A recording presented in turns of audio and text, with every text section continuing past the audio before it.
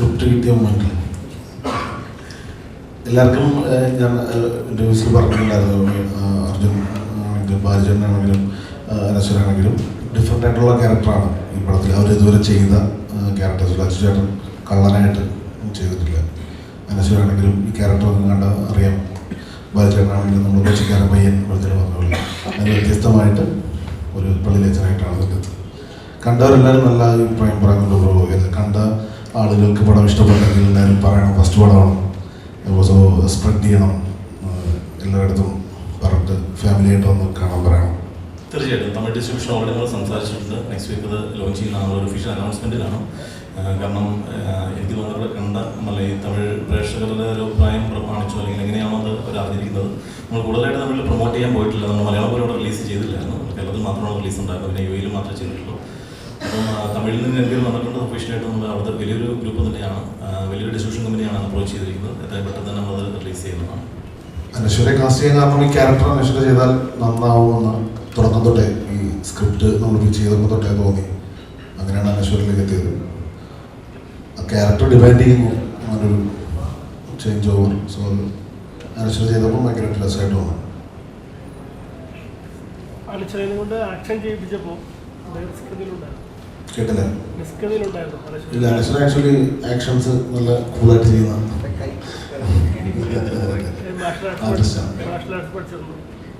പഠിച്ചിട്ടുണ്ട്.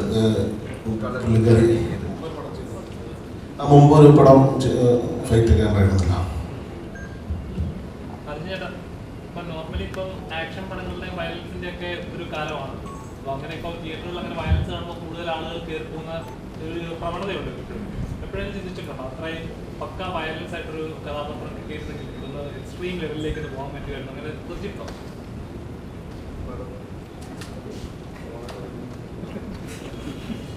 ഈ പടം ആൾക്കാർ കുറച്ച് കാണട്ടെ, എന്നിട്ടൊക്കെ അടുത്ത പടത്തിനെ പറ്റി ആരംഭിക്കാം.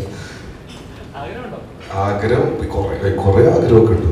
അതിലൊരു ആഗ്രഹമായിരുന്നത്. പക്ഷെ പറ്റും നമുക്കൊരു വിശ്വാസം വന്നവരെ നമ്മൾ പുതിയ പുതിയ പരിപാടി പിടിച്ചുകൊണ്ടിരിക്കണം. അല്ലാണ്ട് ഇവരെ ചാടി കയറി എന്തിനാണ് ചില ഫീൽഡ് ഔട്ട് ആക്കണം. പതുക്കെ പിടിച്ചു നോക്കട്ടെ.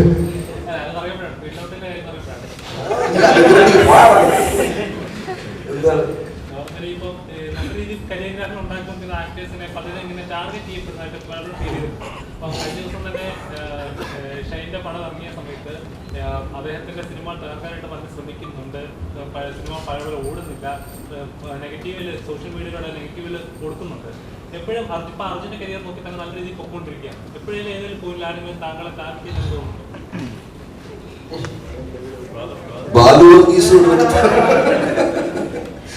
ഇല്ല ബ്രോ, കാരണം എനിക്കിപ്പോ ഞാൻ ചെയ്ത പടങ്ങളും മോശമായ പടങ്ങളും ഉണ്ട്. അതിന്റെ നെഗറ്റീവ് കമന്റ്സ് എനിക്ക് വരാറുണ്ട്. നല്ല പടങ്ങളും ഉണ്ട്. അപ്പോൾ നമ്മള് നോക്കി ശ്രദ്ധിച്ച് നല്ല സ്ക്രിപ്റ്റൊക്കെ ചെയ്യാന്നുള്ളതാണ് നമ്മുടെ കടമ. അപ്പോൾ എൻ്റെ പെർസ്പെക്റ്റീവില് നമുക്ക് ചിലപ്പോൾ നമ്മൾ ഇഷ്ടപ്പെടുന്ന കാര്യങ്ങൾ ചിലപ്പോൾ ഇറങ്ങുന്ന സമയം അല്ലെങ്കിൽ ചെയ്തു വരുമ്പോൾ നമ്മൾ ഉദ്ദേശിച്ച രീതിക്ക് ആവാതെ ആകുമ്പോഴൊക്കെയാണ് പടം ഓഡിയൻസിന് വർക്കൗട്ട് ആവാതെ. അപ്പം അത് മനസ്സിലാക്കി അടുത്ത പടത്തിൽ നമ്മൾ തിരുത്താം അല്ലെങ്കിൽ നോക്കി ചെയ്യുക എന്നുള്ള പരിപാടി മാത്രമേ ഉള്ളൂ. അല്ലാണ്ട് ടാർഗറ്റ് ചെയ്യുക നമ്മളെ തളർത്താൻ അങ്ങനെ എനിക്ക് തോന്നിയിട്ടില്ല ഇതുവരെ.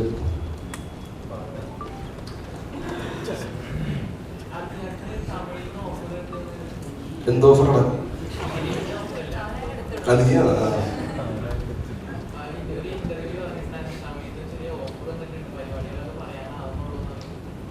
ഞാൻ ചെയ്തു പറയാം. നല്ല ഓഫറായിരുന്നു. ഞാൻ പറയാം. അതെന്താ അനൗൺസ് ചെയ്തിട്ടില്ല. അതിപ്പോ ഞാൻ ഇട്ടിട്ടില്ലേ ഒരു പടം നമ്മുടെ AL വിജയ് സാറിന്റെ പടത്തിൽ ഒരു പടം ഒരു ക്യാരക്ടർ ചെയ്തായിരുന്നു. സെക്കൻഡ് ലീഡ് പോലെ അറിയില്ല.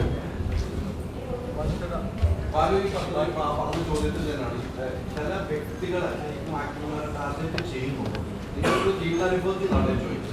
കഴിഞ്ഞ ദിവസം ഉണ്ടായ സംബന്ധമാണ് സുഹൃത്ത് ചോദിച്ചപ്പോൾ അവർക്ക് അതിൻ്റെ ഒരു മറുപടി തന്നു.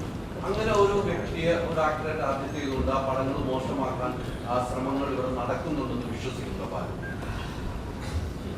അങ്ങനെ മോശമാക്കാൻ പറ്റുമോ? ആളുകൾ കാണുന്ന പോലെ തന്നെ ഇരിക്കും.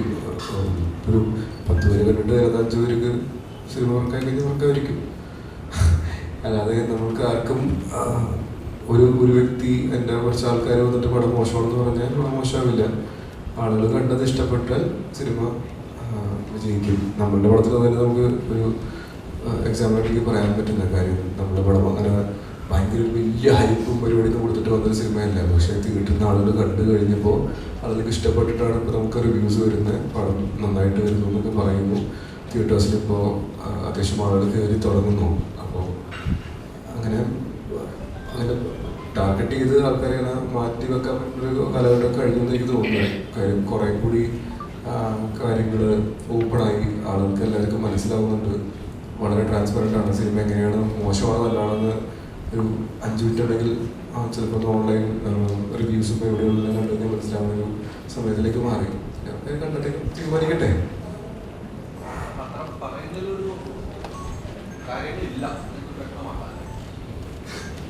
ഞങ്ങൾക്കറിയില്ല.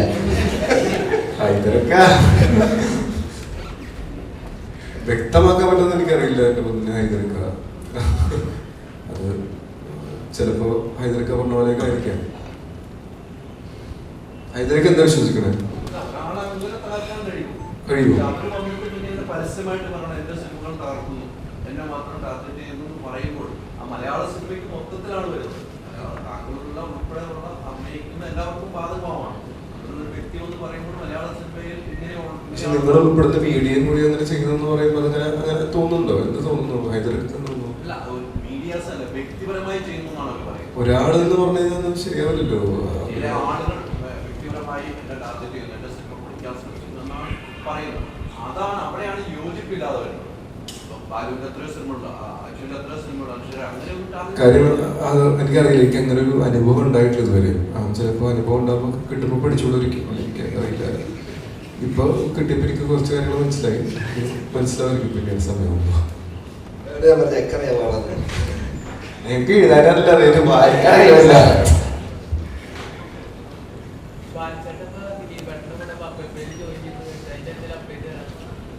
ഷൂട്ട് എൻ്റെ ഒരു മേജർ പോർഷൻ ഓഫ് ഷൂട്ട് കഴിഞ്ഞു. ഈ ഒരു 5-6 ദിവസം ഷൂട്ട് കൂടി ബാക്കിയുണ്ട്. അത് നമ്മുടെ സുമതിൽ വളവിൻ്റെ ഷൂട്ട് നടന്നുകൊണ്ടിരിക്കുകയാണ്. അപ്പോൾ അതിൻ്റെ ഒരു ഷെഡ്യൂൾ ബ്രേക്കിൻ്റെ സമയത്ത് അതിൻ്റെ ഷൂട്ട് നടന്നു. ബാബുവേല എന്തോ വിനീതായിട്ടും ധ്യാനൊക്കെയായിട്ട് കോമ്പിനേഷൻ ഓൾറെഡി കഴിഞ്ഞു. ദിലീപായിട്ടുള്ള കോമ്പിനേഷൻ ഇപ്പോൾ ഷൂട്ട് ചെയ്യാൻ വേണ്ടി പോവുകയാണ്. അപ്പോൾ ഒരു 7-ാം തീയതി തുടങ്ങിയായിരിക്കും. നെക്സ്റ്റ് മന്ത് 7th തുടങ്ങി ഷൂട്ട് ഉണ്ടാവും. 5-6 ദിവസം ഷൂട്ട് ഉപയോഗിച്ച്. യെസ്, അതൊരു മാഡ്നസ് പരിപാടിയാണ്. ഭയങ്കര രസമുണ്ട്. ഒരു ടോട്ടലി ഏത് ജോണാണെന്നൊക്കെ പറഞ്ഞാൽ നമുക്ക് പെട്ടെന്ന് പറയാൻ പറ്റില്ല. ഒരു വേറൊരു ടോട്ടലി വേറൊരു ജോണുള്ള ഒരു സിനിമയാണ്. ഒരു മാഡ്നസ്, ഒരു ഭ്രാന്തൻ സിനിമയാണ്. ഭയങ്കര രസമുണ്ട്. ബാലചന്ദ്രൻ സിനിമകൾ എടുത്താൽ തന്നെ എല്ലാവരും ആഗ്രഹിക്കുന്ന ഫസ്റ്റ് പറയുന്ന ഒരു പടം ഹണിബിയെന്ന് എനിക്ക് പറയാം. ചെയ്തിട്ട് എല്ലാ സിനിമ നോക്കിയാൽ തന്നെ ഫസ്റ്റ് ബാലു എന്ന് പേര് പറയുമ്പോൾ തന്നെ മനസ്സിൽ വരുന്ന കഥാപാത്രം ഒന്ന് ഹണിബിയുടെ കഥാപാത്രം. ആ ഒരു ഗ്യാങ്ങിന്റെ ഒരു ഫ്രണ്ട്ഷിപ്പ്, ആ ബോണ്ടാണ്. ആ ഒരു ഗ്യാങ്ങുമായിട്ട് ചിത്രം എൻ്റെ ജിജ്ഞാസ തന്നെ ചോദിക്കണം. കാര്യം നമ്മൾക്ക് ആക്ച്വലി വളരെ ഇഷ്ടമുള്ള കാര്യം തന്നെയാണ്.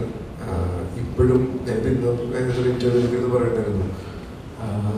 എന്നെ ഇപ്പോഴും ചില സ്ഥലത്തൊക്കെ ചിലപ്പോൾ അബ്രോ എന്ന് പറഞ്ഞ് വിളിക്കണൊരു ഇപ്പോഴും വിളിക്കാറുണ്ട്. വേറെ ഒരു ആക്ടറുടെ പേര് വന്നിട്ട് ചിലപ്പോൾ അത്ര വിളിക്കില്ലായിരിക്കും. ആംബ്രോ ഒക്കെ ആൾക്കാരുടെ ഇടയിൽ രജിസ്റ്റർ ചെയ്ത പേരാണ്. ഒരു ആഫ്രോ ലുക്കും പരിപാടിയില്ല. അപ്പോൾ എനിക്ക് അത് വരണമെന്ന് ഭയങ്കര ആഗ്രഹമുണ്ട്. ജിജേറിന് അങ്ങനെ ഒരു ആഗ്രഹം ഉണ്ടെങ്കിൽ ഞാൻ നടക്കുള്ളൂ. പക്ഷെ ഇപ്പം തൽക്കാലം അങ്ങനെ ഒരു ഐഡിയ ഇല്ല. ഐഡിയ വരാം.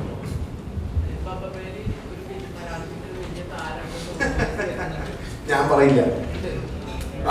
എന്താ